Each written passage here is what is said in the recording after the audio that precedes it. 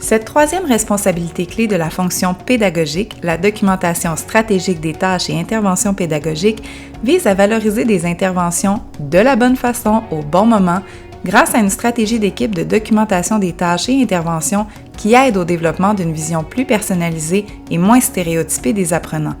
Cette meilleure connaissance du profil pédagogique et plus largement de la réalité et des besoins de chaque apprenant impose de se pencher sur l'établissement et le respect d'une politique de confidentialité adaptée. Les tâches assumées par l'enseignant à distance visent moins d'enseignement pour plus d'accompagnement. Des informations clés sur le parcours d'apprentissage de chaque apprenant peuvent être notées. Pour les interventions, une double question à laquelle ce dernier doit formuler des réponses actualisées et personnalisées pour chaque apprenant est celle-ci. Est-ce que j'en fais assez? Est-ce que je n'en fais pas trop? Répondre à cette question peut permettre de doser stratégiquement l'information à documenter pour être en mesure d'intervenir de la bonne façon au bon moment. Dans un modèle d'apprentissage autodirigé, il est possible d'envisager 4 types d'apprenants qui sont autant de contextes différents à tenir compte en termes de documentation. Les dépendants, où l'apprenant n'a pas ou peu de stratégie d'apprentissage adaptée à la FAD, il est peu motivé et son projet professionnel est mal défini.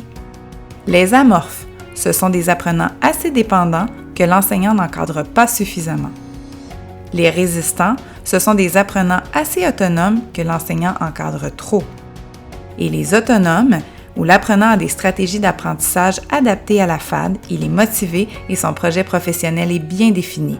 L'enseignant encourage son autonomie en lui proposant des défis spécifiques.